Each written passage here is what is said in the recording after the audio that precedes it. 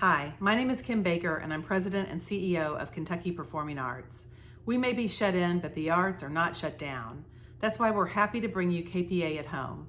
KPA at Home showcases local and regional artists, connects artists with their audiences, and provides paying gigs for performers whose livelihood has been impacted by COVID-19. We want to thank Brown-Forman for their support of this series and for all they do to keep the arts alive in our community. We hope you enjoy the show, are healthy and hopeful, and we look forward to the day we can be together again. Thank you. Hello, everybody. My name is Sarah Flarsheim, and I'm from Louisville Parks and Recreation and Lift Up Blue. Today, we are so excited to bring you a double feature from the Louisville Arts Network and Kentucky Performing Arts for our 3 p.m. segment. Up first, we have artist Kelsey Haberman sharing her original work with us from the Louisville Arts Network. Immediately following her, we have fiddler Tom Cunningham, who will be playing some music steeped in Appalachian culture. He's coming to us live from Kentucky Performing Arts. Thank you both to these wonderful artists for joining us, and enjoy.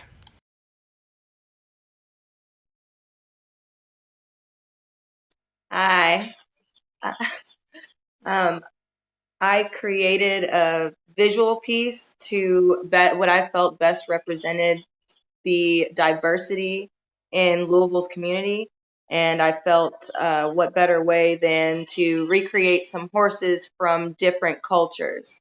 I studied a few different horses and I pulled horses from Nigerian culture, Native American, and also Japanese culture. And I also included a horse with a bed of ribbons or roses to represent Louisville as a whole. So, do you like me to get that for you now? Okay. All right. See if we can kind of, yeah. So this one is from Nigerian culture. That's traditional headdresses that they wear during some of their festivals. I also have a Native American painted horse here and a horse with a bed of roses to represent Louisville. And then we also have one from Japanese culture that is traditional for Japanese warrior horses. And in the background, I included local flowers from Louisville that I set in resin so that they are there forever.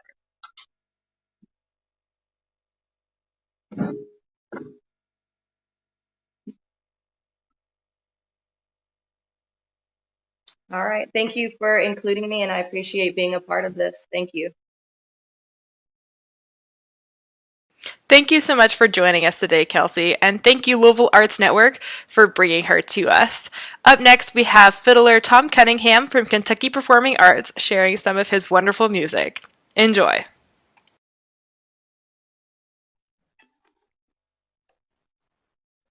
All right, thank you.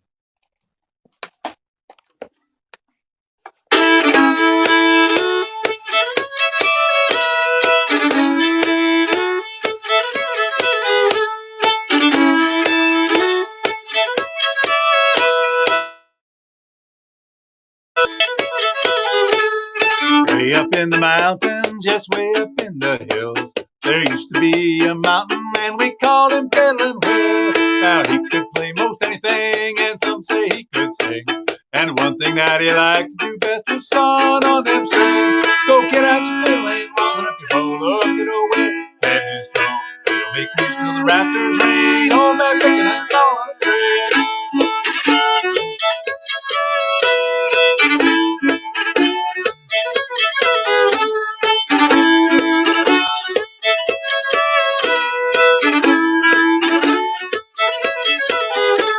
Well, the neighbors had a shindig and they all had victuals to eat. They always had to wait on Will for the frolic to be complete. When he come down from the mountaintop, all the gals began to sway. Sometimes he'd play that old 5-string until the break of day. So get out your banjo, tighten up your hide, tell all the young folks to get inside. We'll make beats till the rafters ring. Old man picking them a song on a string.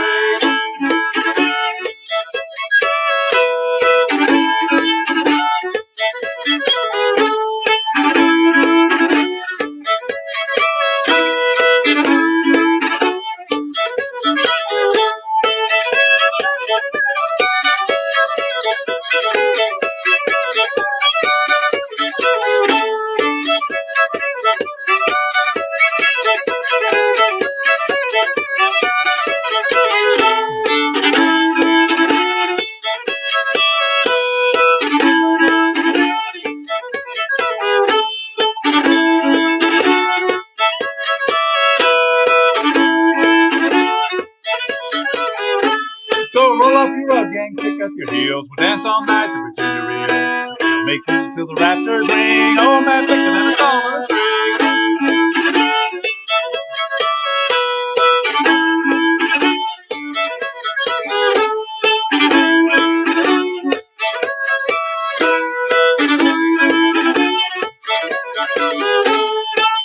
Diddly-I-do.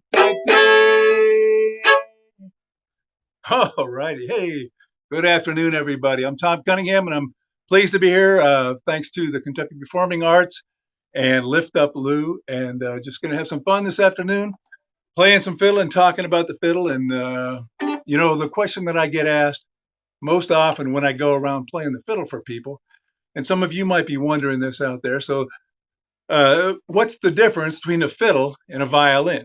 And I know people are always asking me that, so I figured I should have an answer for folks, And so, I went out and I talked to all the experts I could find, and I asked them all the same question: what's the difference between a fiddle and a violin?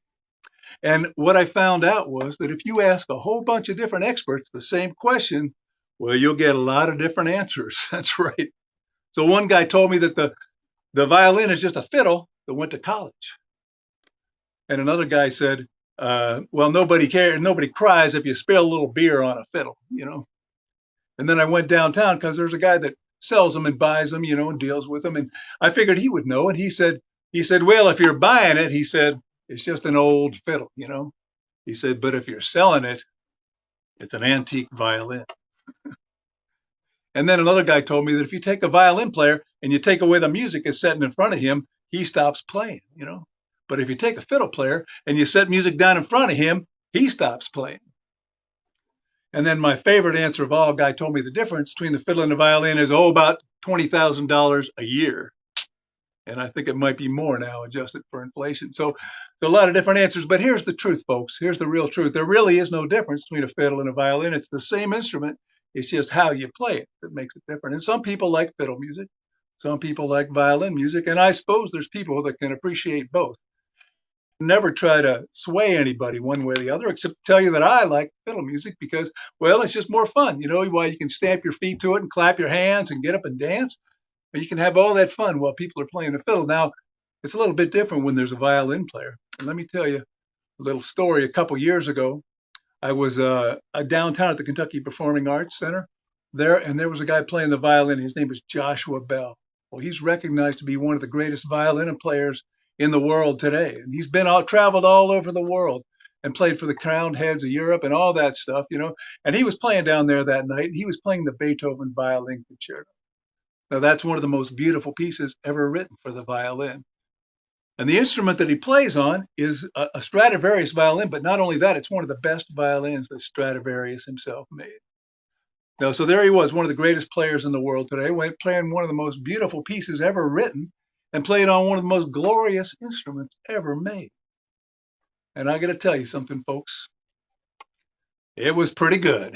Yeah, it was pretty good. But now, what do you think would have happened there at the Kentucky Center for the Performing Arts if I would have got up there and done a little clog dancing in the aisles, just like that, having some fun with it like I like to do? Well, I'll tell you what, they would have thrown me right out of there. And that's why I like the fiddle better. But what I thought I'd do this afternoon is just do a little demonstration. In the interest of education and tutelage, I thought I would perform a little bit of violin music and a little bit of fiddle music side by side. And that way, you yourself will get the idea of the difference between the fiddle and the violin.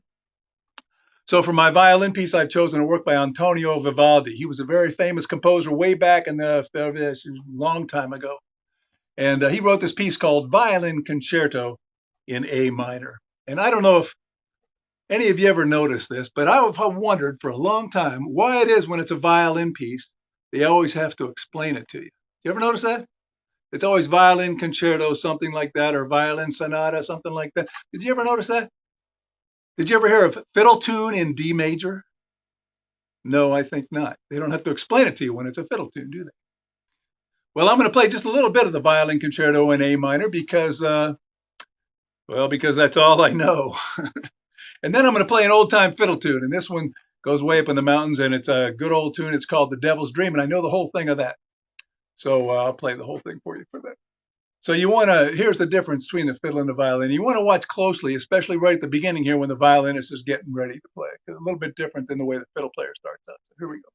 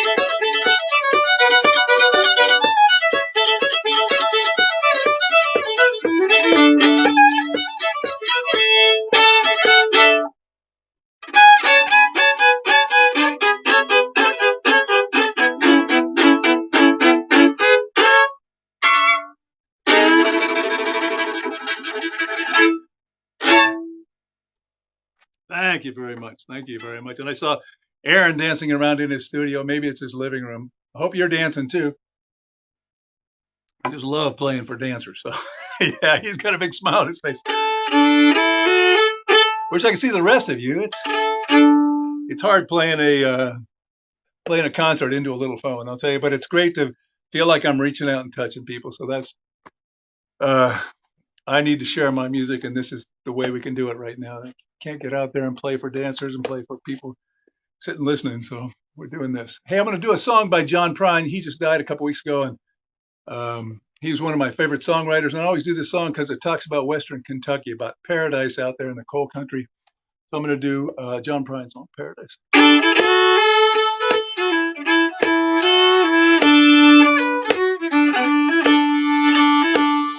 When I was a child, my family would travel down to Western Kentucky, where my parents were born. There's a backwoods old town that's often remembered so many times that my memories are worn. Daddy, won't you take me back to Muhlenberg County, down by the Green River, where paradise lay. There's a backwoods old town that's often remembered so many times that my memories are worn.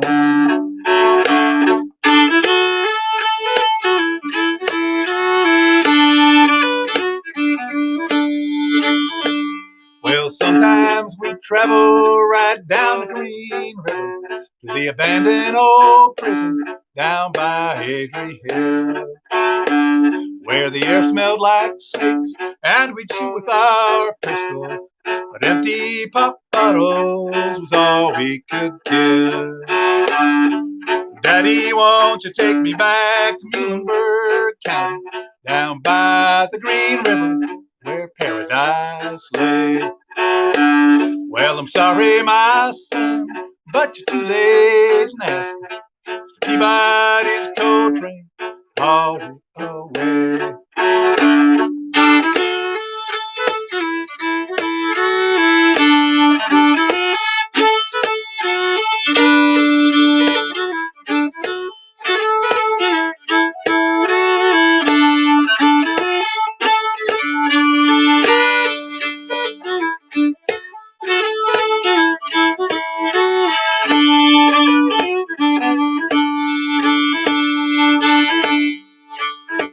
Then the coal company came with the world's largest shovel, tortured the timber, stripped all the land. Well, they dug for the coal till the land was forsaken. Then they wrote it all down as the progress of man.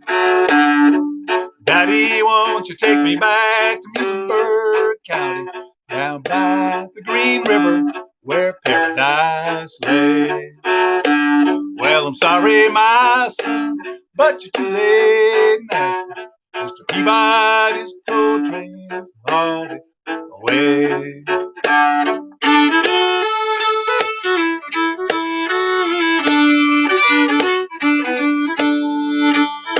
When I die, let my ashes flow down the Green River. Let my soul roll on up to the Rochester Dam. I'll be halfway to heaven with paradise waiting, just 5 miles away from wherever I am. Daddy, won't you take me back to Muhlenberg County, down by the Green River, where paradise lay. Well, I'm sorry, my son, but you're too late and ask Peabody's coal train has hauled it away.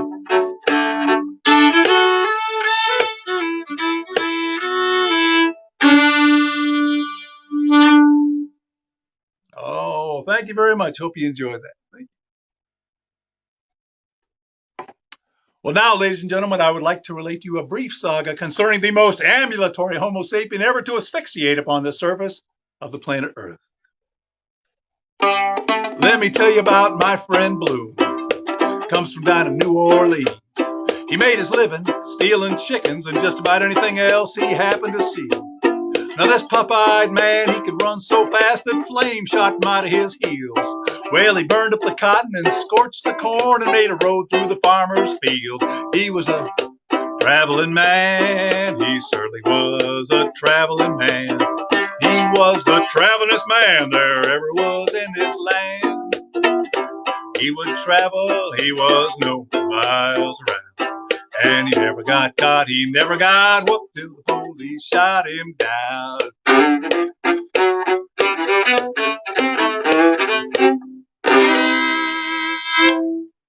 Thank you, thank you, thank you, thank you. Well, the police, they hired up a motor car to try to track down my buddy Bloom. They chased him from 5 in the morning till late next afternoon. Now this pop-eyed man, he could run so fast that his feet wouldn't stay on the road. And if a freight train passed, no matter how fast, he could always get on board.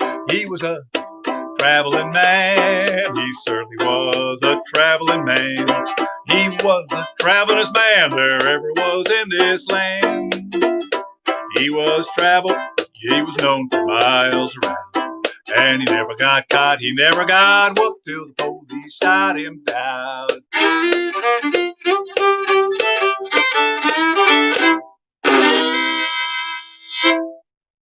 Thank you, thank you, thank you, thank you. Well, the police, they caught up with Bloom. You know, they shot him in the head. Folks come down from miles around just to see that poor boy dead. Well, they telegraphed up his mama. She comes down, she's all carried away in tears. But when she bent over to lift up that coffin lid, well, that fool had disappeared. He was a traveling man. He certainly was a traveling man. He was the travelingest man there ever was in this land. He would travel, he was no miles around. And he never got caught, he never got whooped till the police shot him down.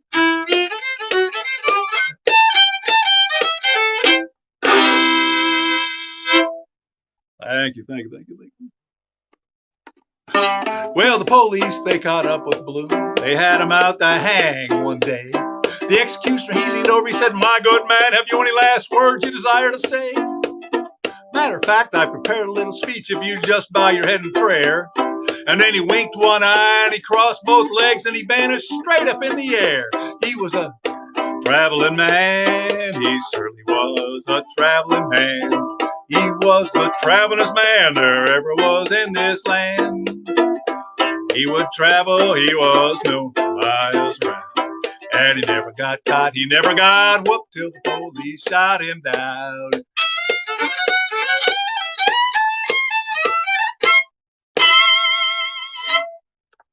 Thank you, thank you, thank you. Now, Bloom was on the ship Titanic as it sailed off into the northern sea. He was playing B-flat clarinet in the band that rendered Nearer My God to Thee. Now, some folks saw him as he jumped overboard. They said, "You get a look at that crazy fool." But let me tell you something, 45 minutes later, he was shaking claps in Liverpool. He was a traveling man. He certainly was a traveling man. He was the travelingest man there ever was in this land. He would travel, he was known for miles around. And he never got caught, he never got whooped till the police shot him down.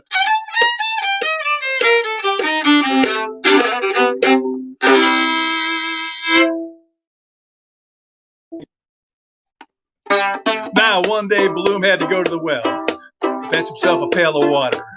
And the distance this rapscallion had to traverse was approximately 3 miles and a quarter. Well, he got to the well and filled up his bucket. But on the way back, he stumbled and fell down. You know, he ran back to the house and grabbed another bucket, caught the water before it hit the ground. He was a traveling man. He certainly was a traveling man.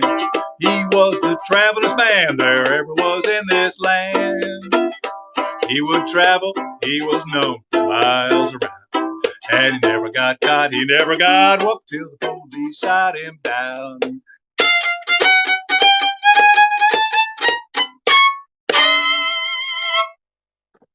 Thank you, thank you, thank you, thank you. Now, after all this traveling, Mr. Bloom was quite done in.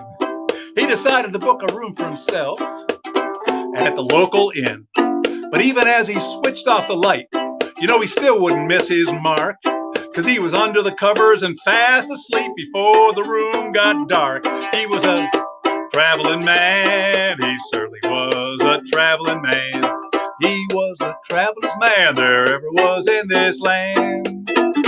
He would travel, he was known for miles around, and he never got caught, he never got whooped till the police shot him down.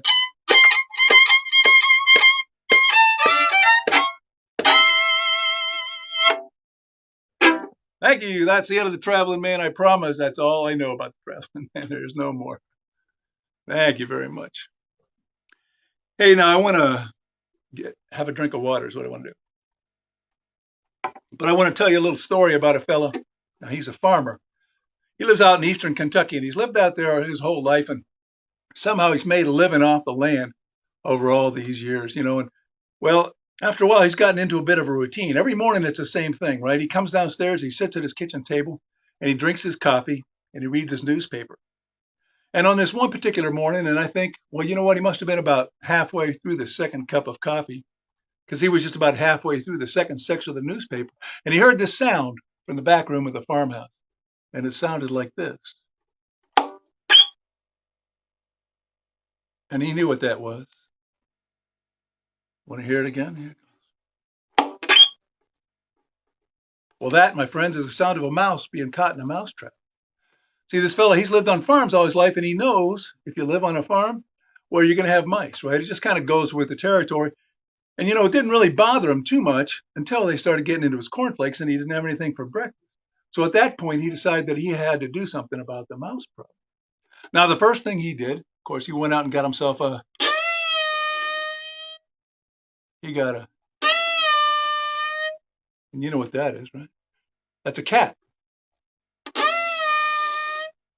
went and got a cat, and that worked pretty good for a while, kept the mouse population down to a manageable level. Everything was going pretty good until that cat started getting a little older and lazier and just didn't feel like chasing mice around anymore. So now he had to resort to mouse traps.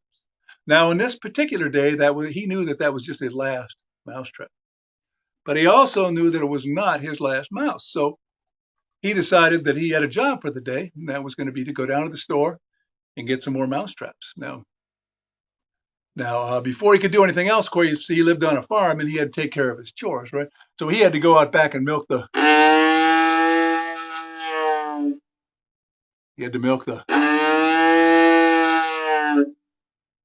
cow. That's right. And so he took care of that, and then he went over and he had to slop the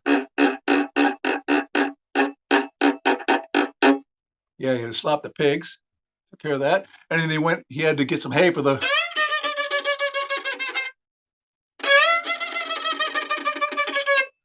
horses, and then he had to get the eggs from the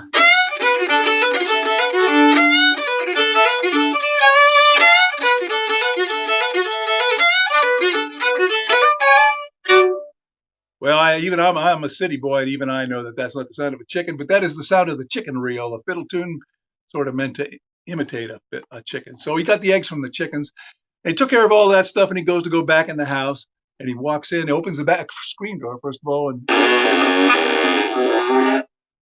says, boy, I got to do something about that screen door hinge. It's really getting bad. It needs some oil or something, doesn't it? And he walked into the house, and he told his wife, he says, I've got to go down to the store. I need to get us some more mousetraps. And he walked out the front door of the farmhouse, and he walked down the walkway. And then just as he got to his old truck, he stopped. He realized something. He turned around, he walked back up to the front door of the farmhouse, and he knocked on the door there. Now his wife is ready for him because she knows he's getting a mite forgetful in his age. And this is not the first time this happened. She's ready, but she opens the door and she hands him his keys. You see, he had walked out without his keys again. And so this time he's walking down the walkway, and he looks over and he sees his neighbor. His neighbor is out in his yard. He looks over there and he sees him, and he's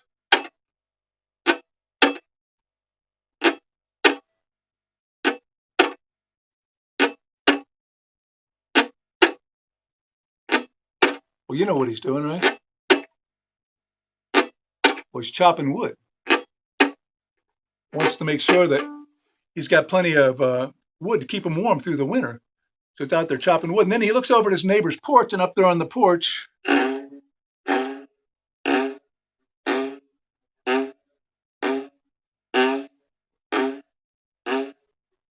that's his neighbor's wife, and she might be rocking in a rocking chair. She might be swinging on a porch swing. I'm not quite sure. So you get full credit for either answer, okay? If you're keeping score at home there. So he waves howdy to his neighbors, and he gets in his old truck, and he puts the key in the ignition. He puts his foot on the gas pedal. He turns the key.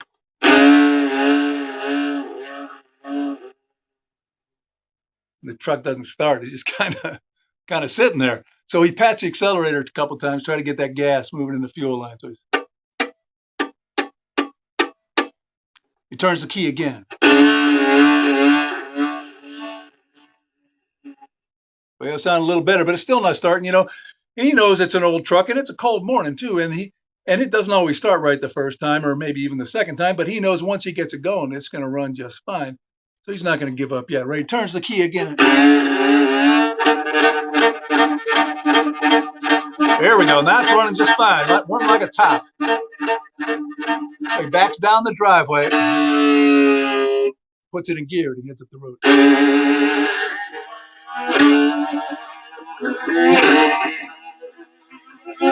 You can hear him picking up speed as he's shifting gears there. And he goes around the bend by his neighbor's place, and he hears.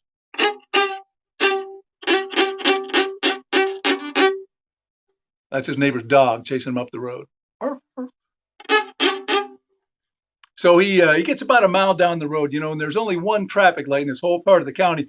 But of course, it has to turn red just as he gets to it. So he stops there at the traffic light, and he's sitting there waiting for the light to turn, kind of just daydreaming, looks back over his shoulder, and well, how about that? And then the guy behind him honks his horn because the lights turn green and he's not paying attention. So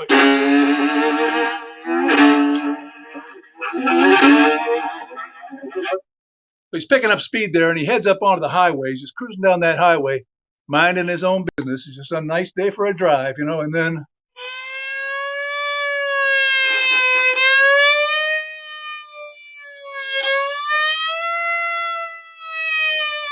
he looks in his rearview mirror, and sure enough, there's a police car right behind him. So he pulls over to the right lane, but that police car speeds on past him. I guess they're after somebody else. Really should be keeping an eye on that speedometer, though, shouldn't he? Well, he's driving down that highway, and he sees the exit ramp up ahead, and he pulls off on the exit ramp, and he drives down the side road a little ways. He's not quite sure where he's going exactly.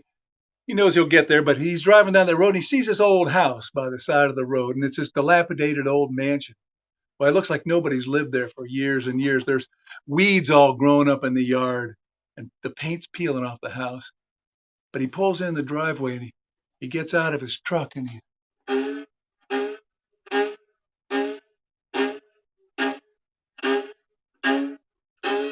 walks through all the dried up leaves that have piled up in the yard. And he goes up to the front door, and he sees the door is open a little ways, but he doesn't see anybody around. So he gives it a push, and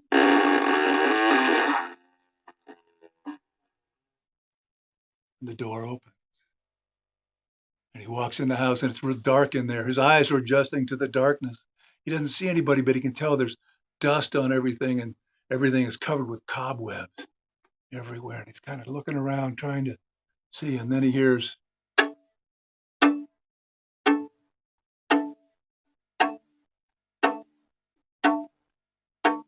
footsteps.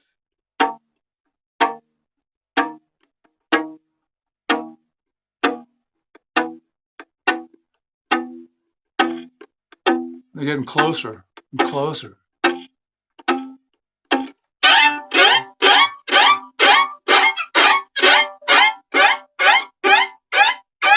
Well, he must have walked into the Bates Motel. Well, he runs out the back door of the house, and there's a swimming pool, and he falls into the swimming pool. And then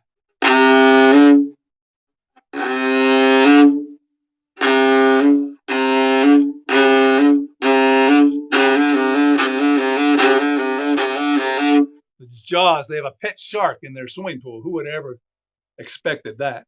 Well, he jumps out of the pool, and he runs back to his truck, and he gets it started up, and he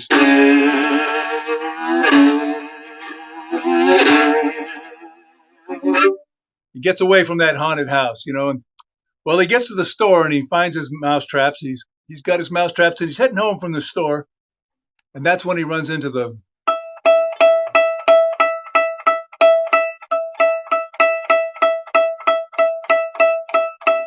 train crossing, right? The gate's coming down, the bell's ringing. That means he's got to stop and wait for the train to go by. So he's sitting there and he looks down the track way off in the distance. He can see that train coming.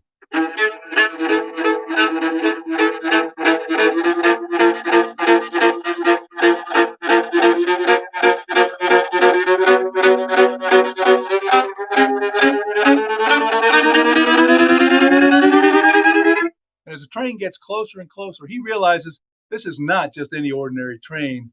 No, of course not. It's the Orange Blossom Special. It's the most famous train fiddle tune ever written. And if you listen closely, you can hear the train in the tune.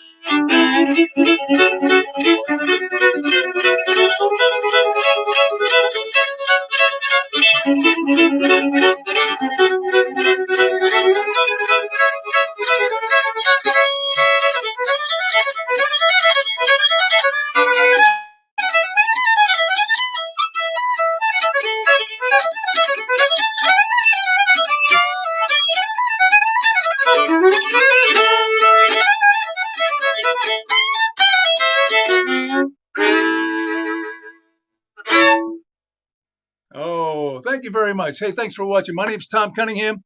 I sure hope you enjoyed my Fiddle Tales. It's been great to sort of virtually get out of my house and play for you, share my music with you. I want to thank Kentucky Performing Arts and Lift Up Lou for the opportunity to do this. Thank you very much. Hope to see you around. Thanks. Thank you for joining us today, and special thanks to the Louisville Arts Network and Kentucky Performing Arts for bringing us these wonderful artists. If you're interested in donating to help a local artist or to apply for a micro commission and joining us on Lift Up Blue, you can visit LouisvilleArtsNetwork.org for more information. Thank you for joining us today, and have a great rest of your day.